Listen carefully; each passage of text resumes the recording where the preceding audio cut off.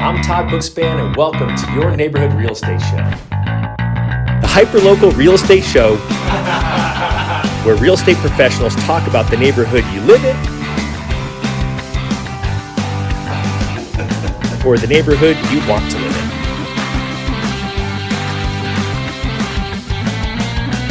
This episode is brought to you by homebuyeruniversity.net, your free comprehensive guide to buying or refinancing your home. Click over to homebuyeruniversity.net to get started online today. Hey everyone, I'm Todd Bookspan and welcome to another episode of Your Neighborhood Real Estate Show. Today, my special guest is Katrina Barrett with local luxury real estate. Welcome, Katrina. I almost left out the most important word. That would have been bad. Yeah. All right, so you are local luxury real estate. So give a real quick background on you and the company, how you got into it. Sure. So I actually started as a financial advisor, and more clients were coming to me asking real estate advice. I had been flipping and buying for myself, so I ventured into trying to help some of them as a fiduciary and kind of feeling like, wow, people are really overcharging my very wealthy clients for not doing all that much. So my initial intent of starting the brokerage which happened in 2018 was we were at a dinner with a group of friends who were considering becoming realtors. And I was like, oh, this is a dream come true. I can just give you all of my real estate and then I can continue growing my financial practice.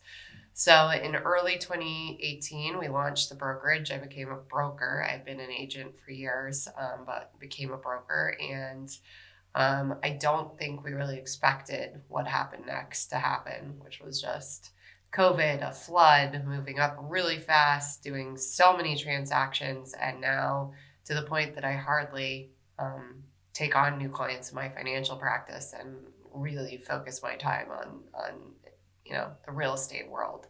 Although they're very complementary. So people say jack of all trades, master of none. I actually think the opposite. You can't be a master of anything unless you understand how they all work cohesively together. Well, I love it. And I know that most time financial advisors aren't big fans of real estate. They would rather have people have their money invested with them. So I love the fact that you know both well. Everyone likes to sell the tool in their bag. So I think it's really important to be a consultant and look after the client's actual best interests versus just trying to sell something. Well, and you said the word fiduciary. So, if you understand that concept, for someone who doesn't know what that means, how would you describe it? Fiduciary means putting someone else's interest above your own to treat them with the best service possible. Yeah, and I love that because, you consider yourself a consultant first and not a realtor. Yes. When I go for a listing appointment, I generally bring a yellow legal pad. When I just recently put partners into my business, they thought I was crazy not to have a beautiful glossy or something about my company, etc. And I said, you're there to learn about them and what they want, not to preach about yourself. If you listen intently on what they're trying to accomplish, you can solve the goal for them. If you're just trying to sell their house or get the listing, you might not be serving them the best way you could be. That's huge. I don't think most people understand that the importance of what you just said. I feel like a lot of people are here to sell something, not really to help solve what's most important to the client. Well, and I fully understand as a young agent without a ton of depth of knowledge, that is the only tool in your bag. Yeah. So you probably should have that glossy. But as you grow older and wiser, there are a lot of paths that lead a client to water. So, just helping them really achieve, especially right now, a lot of people are calling you out for a listing, yet they have a 2% loan on their house. They should not sell that house. They should turn it into a rental if they have the capital ability to buy without selling. I think that's a really important statement. I think that, right, if someone is going to get rid of that house, they must have to move if they've got that great of a mortgage. Right. Right, versus want to move. I mean, I think historically when people are buying in the 2 to 3% interest rate space, you were kind of buying a payment over buying a house. Absolutely. Right now, we're entering back into buying a house territory. So if you can kind of double dip on both, keeping the low payment over time, letting someone else pay your mortgage off, and then purchasing when it's lower, you really, hit the ball out of the park with options.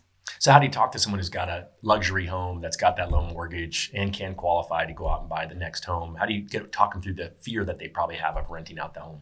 So it's interesting. I have a little bit of fear about renting homes as well. I actually have more fear in the long-term space, which is funny because that's what you engage a realtor Right. for, than the short-term space. If you're in a home without an HOA and without a lot of restrictions, I actually love the transactional nature of a VRBO because no one comes and squats. No one creates this long-term problem. If you have a bad guest, they're in, they're out, you send the maids, it's done.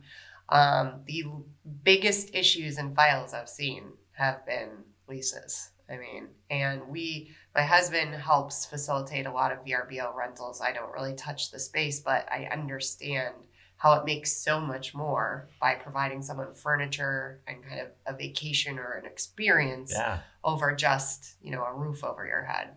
Yeah. And I think people fail to realize just how many luxury opportunities, experiences there are available with the Right. homes that are in our valley. Yeah, especially if you're in an area that doesn't restrict it and you have something unique about your home, an amazing pool, an amazing view. People want to stay there.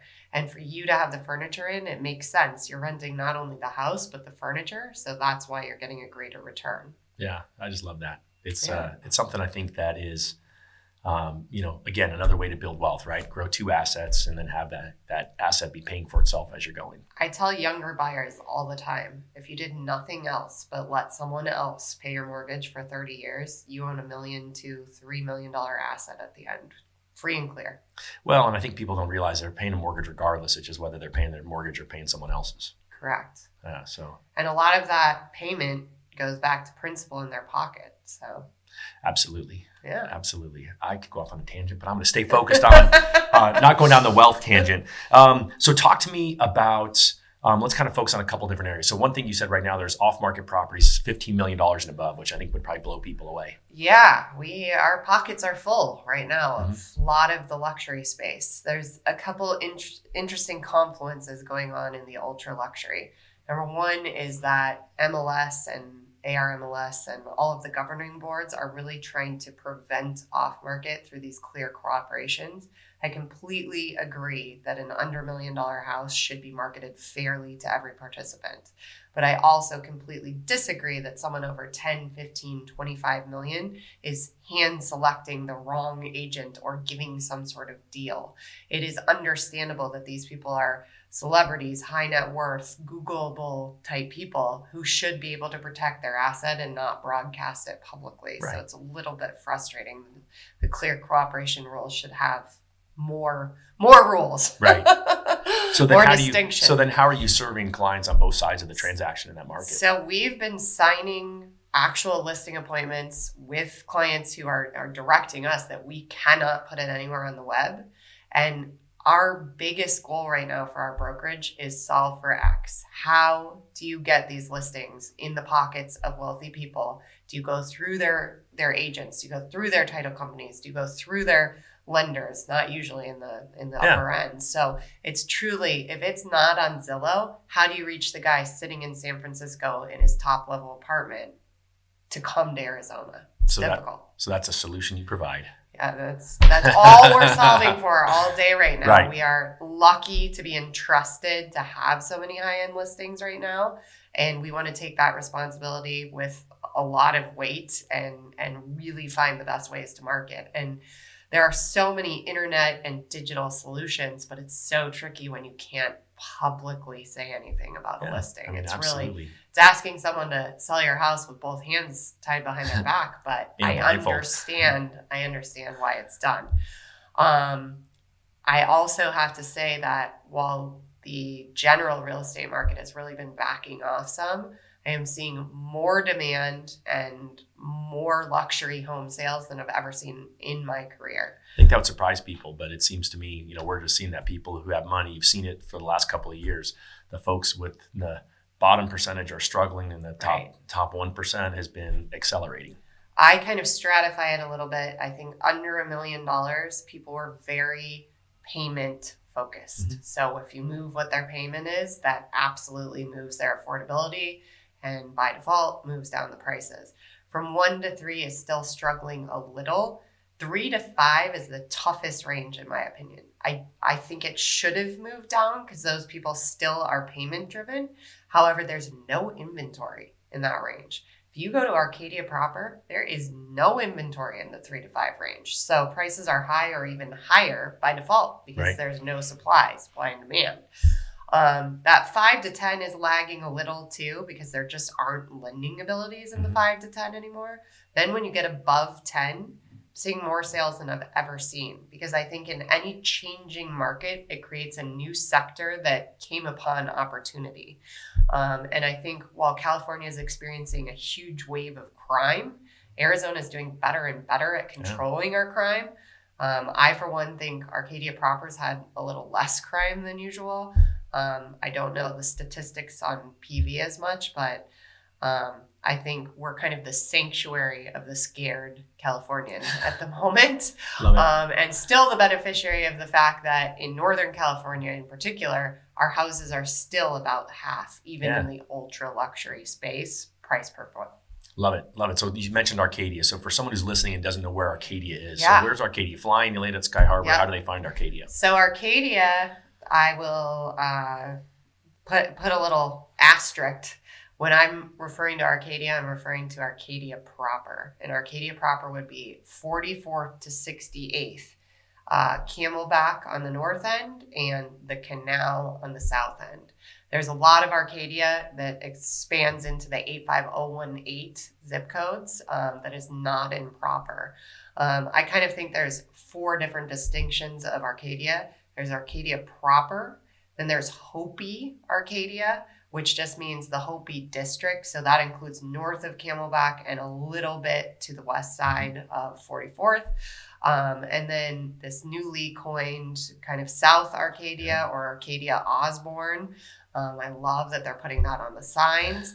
And then the just pure Arcadia Light, which is kind of like the LGO type neighborhood and very, very desirable for young families, walkability, friendly, etc.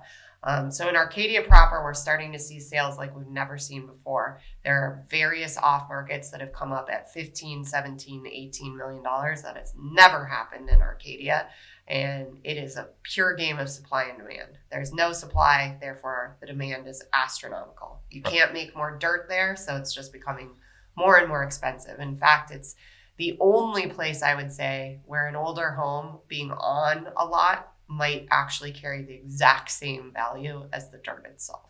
Well, and that's it, because it's all mainly acre plus lots. And north of Lafayette, it tends to be close to an acre, but yeah, it's being subdivided pretty aggressively right now, especially south of Lafayette. And there's big movement against it, but the builders have to make money, so they got to chop the land. Yeah, you can't afford not to. That's awesome. It's just such a great area. So, who is the typical person who's moving to Arcadia right now? Arcadia tends to be locals. So as locals move up, they really want to be there. I kind of call Silverleaf the California Venus flytrap. Silverleaf attracts all of the new. Right. So Silverleaf's north. Yes, north East. of the 101. Yep, north kind of tucked in the Greyhawk, mountain. DC Ranch area. Silverleaf is gorgeous, and all of the surrounding homes and communities are very new and very planned and have a lot of turf and very clean. The AJs up there are superior. very well thought out, planned communities, newer developments, people from other places search out new. That's why they moved to Vegas, why they moved to Austin, why they moved to Phoenix. There's not a ton of rich history here. So if they're going to move here, they want the newest of the new. And Silverleaf is that. It's big money, new money, etc. And it really lures people from out of town. It's gated. So Californians often feel like when they get to Arizona, they're going to need a gate. I love Silverleaf. I'm not against it. I just feel many people move there and then they realize if they have younger children that they probably want to be more in the mix of where sports happen. Yeah. And so what's the price point currently in Silverleaf? Oh, Silverleaf has gone bananas. So you used to be able to get a pretty nice house for $650 a foot in there. And now I would say it's $1,000 to on the upper end. I'm hearing $2,800 on off markets a foot, which is And that's a big house. So dollarize that for somebody. So $2,800 a square foot times. Yeah, I think we're going to start 15, seeing 20,000 square feet. $30 to $40 million listings up there. And you can't recreate them. You couldn't build them under $2,000 a foot anymore. Yeah. And the land has gone up so much and the build time has gone up so much. And that's hillside, which again is a factor. I think if you bought a lot in Silverleaf right now, it would be 3 to 4 years till you're realistically in the house, which is no one wants to wait. No one wants to wait. Instant gratification. Everyone will pay more. Yep. You can't really bring your U-Haul and sleeping bags and sleep on the dirt. So I don't think you would want to in that dirt. No, a lot of critters. Yes. Out there. Yeah, and it's a unique market where it's huge lots, but a lot of it's NAOS, undisturbed natural desert that you can't build on. And then very Berghoff style landscaping, which is gorgeous with roses and hedges and everything else, but doesn't allow for a very big yard. It's just more to look at than to enjoy. So it's not a model match generally for kids. And that's why I think the majority of people moving to Arcadia that I'm seeing are actually coming from Silverleaf. Coming there with kids. And what about so let's talk Paradise Valley then for a minute. So kind of in between, just north of Arcadia is going to be PV on the other side. Paradise Valley is, I would say, 3 moves. The Arcadia Light person who wants more land because land is so expensive now in Arcadia and so rare. It is the out-of-towner who wants the resort style of escape, retreat, second home, close to golf, close to all of the amenities. And then the third move is it is central. It is smack dab in the middle of where everything is happening. I mean, debatably the price per foot on flat land and PV, especially under an acre, is now less expensive than proper. So it really, there's a bang for the buck. I will exclude Hillside and Billionaire's Row. Billionaire's Row is what I would define as either side of McDonald, kind of starting at Campbelldale and ending probably somewhere around 52nd. That is just the most highly desired area in the valley. Although Paradise Valley Country Club is seeing a big resurgence right now. Yeah. The wait list is now, I hear, a lovely 12 years to get on. You're seeing more young families because there's an incredible amount of wealth moving from California who doesn't find huge price tags for a club excessive and really find, California's done a better job of cultivating friendships through clubs. This is like a new concept for Arizona. I actually don't understand why we haven't caught on. Arizona Country Club is doing a great job, I think, for the younger population. But the young population is who wants a club. They want kid care. They want amenities. And we really have failed. It's funny you say that. My kids are older now, but I can remember, that was a great opportunity for us when my kids were younger to have swim teams and do all the things there. And go. I grew up in Tucson, Arizona. All the clubs are so focused around the young family. Every child there grows up swimming, playing tennis, and golf. There is a disproportionate amount of Olympians who come from the swimming world in Tucson because everyone swims. And it is so hard to get on a club, to find one that accepts kids, to participate. I mean, I would throw all in on a project to launch another club in PV. It's needed. All right. Okay, I'm in on it. Just let me know when. Anyone listening, just give us a call. We would love to do it. We'll be here all week. Exactly. All right, so let's talk. One of the things that I wrote down was BINSR hero. So it probably applies to our consultant versus realtor conversation. But what's a BINSR for someone who doesn't know? And then how are you using that to solve problems? Sure. So a BINSR is the buyer's inspection notice of seller repairs. And a BINSR is given to a seller by a buyer after their inspection of the list of repairs that they would like the seller to complete. By saying I teach my agents to be a BINSR hero, I think once you're under contract, there's no reason for that contract to fail. You're going to keep everyone engaged. You're going to keep the lending going. You're going to keep the other side happy. The entries are going to be with lots of time and very respectful entries, etc. But by being the BINSR hero, it means don't let a deal fall apart over $5-10 grand on a BINSR. be the agent that steps up, gives credit on commissions. You're helping the other agent, you're helping your buyer, you're helping your seller, you're helping everyone reach a finish line. Don't let it fall apart once you're under contract. It's hard enough to get contracts right now, so keep them going to the finish line. Yeah, I always wonder. I mean, I see things over $200, $300, $500 fall apart, and I say, gosh, someone should have an easy solution here. No one did a handshake of we'll take it or we'll split it. I mean, it's bananas. No one should ever drop over less than probably 0.5%. I mean, truly. Right. And then really the thought there too is if you're a seller, right, maybe think in this market about a little flexibility too. Right. And that's a really good point. Sellers shouldn't have had to bend for the last 2 years. Right. Now a seller should absolutely be the first to step up. Right. I'm always apprehensive though on doing the actual repairs unless a builder is involved in the project. I feel like more bad news has come back from trying to be a hero and book a handyman or an electrician. We're not electricians. We're not plumbers. I don't know if their work is good. I hire an A+1. Right. I give you 3 options. All 3 may suck. I don't know. I'm sure all 3 are great, but I hear your point. But I also feel like a little bit of that is the consultation and the coaching from the agent to the realtor to their client to make sure they understand what to expect in the transaction. We have a WhatsApp with our group where we tend to be like the Angie's list of anything needed. And I think we've kind of dialed down our little black book to be pretty reliable at this point. And I want to be that resource to clients. And I'm always so apprehensive, especially in giving a builder, an architect, or a designer. They are so bogged down. And the client is now going to judge you on their performance. And it's so hard. I think just giving lots of options and letting them be the one who picks is the way to go. Absolutely. I think when you're talking at that end of the spectrum, for sure. I like to think on the plumber side that there's probably people that you guys know have had great service for your clients and can do a great job. I can tell you some stories. How long do we have? Yeah. Oh man, I have companies I've used forever, and then the roof falls in, and I mean, you just can't control the variables. Yeah. We recently had a transaction where Southwest Gas turned on the gas. They called out a gas evaluation company and had to shut the whole gas down, and that home needed to be replumbed for gas. We were already closed. This was really no fault of the seller.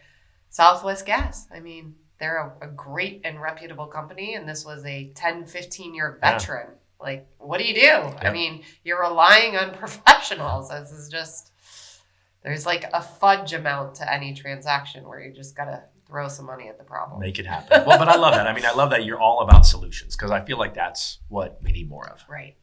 And transparency. I mean, just make sure the client knows all about the process. We had a difficult one we were talking about earlier today where seller had not moved out of the house. Yeah, it's a slight problem. Hey, you don't own the house anymore as of 2 p.m. and you need to be out. That realtor needed a little more communication with her client, but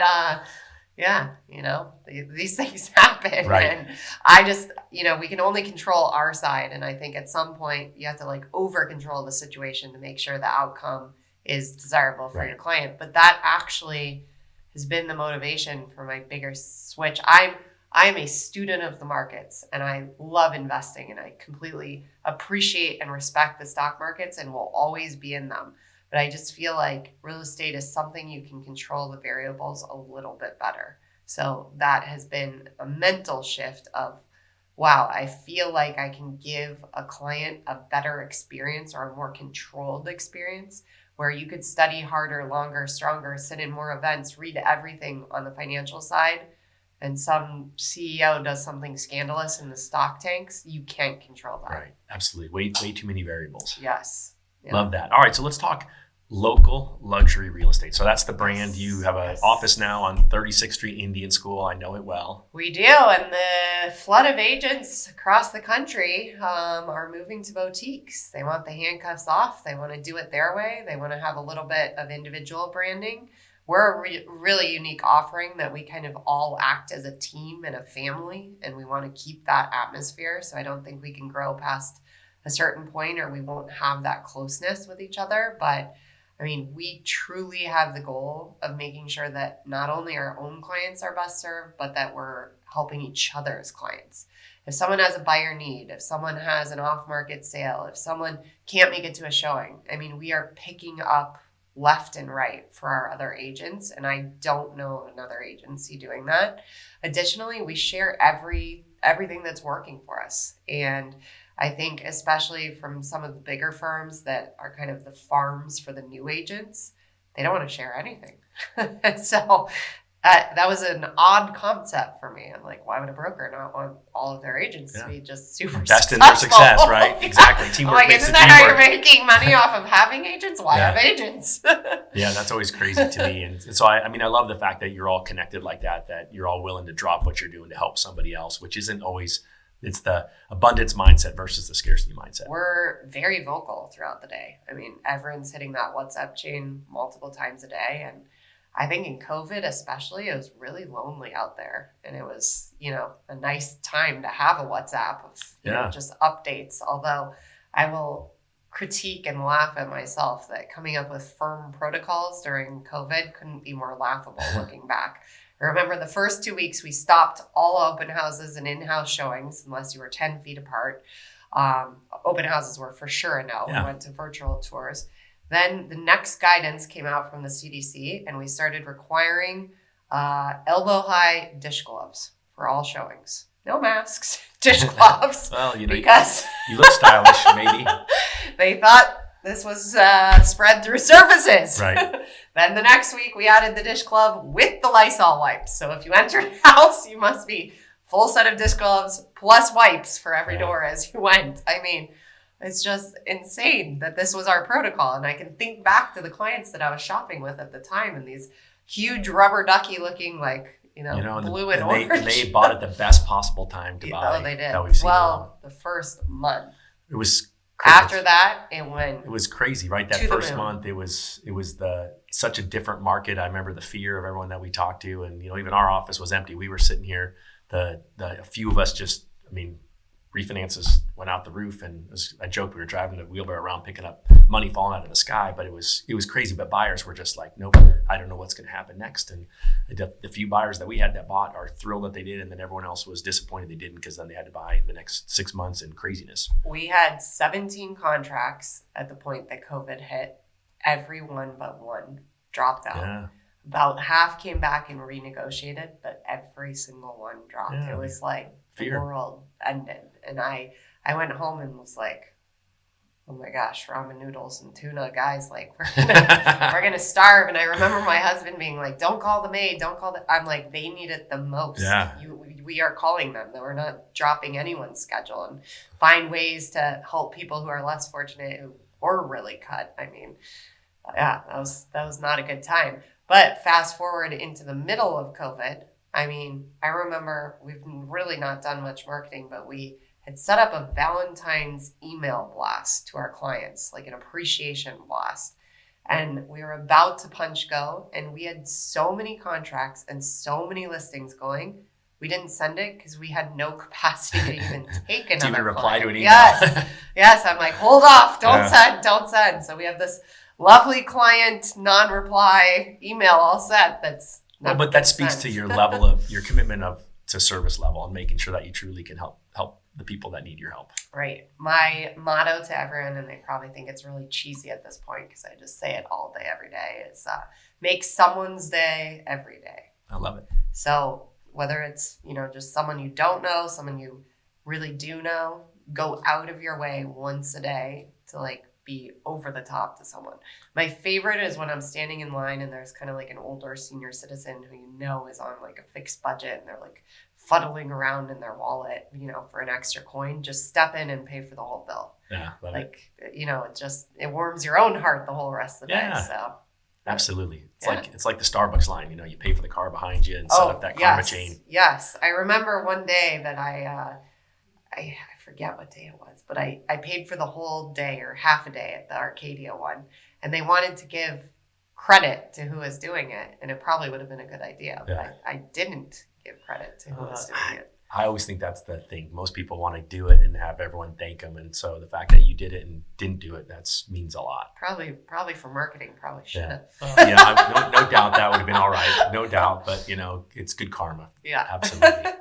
All right, so we covered a lot. Is there something that you thought we were going to cover that we didn't? I'm looking at my list here, I think. Yeah, just digging into like our passion project of the year. Mhm. Our name is local. We want to get in there and support local businesses.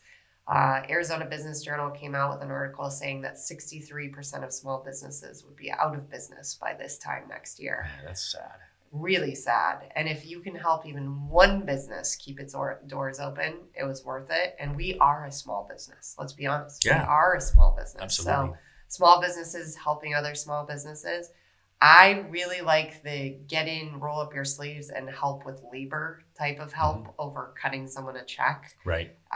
Or just motivating, giving our help to them in terms of, oh, you're needing a handyman, you're needing, whatever we can do that's kind of specific to our field that can then help them.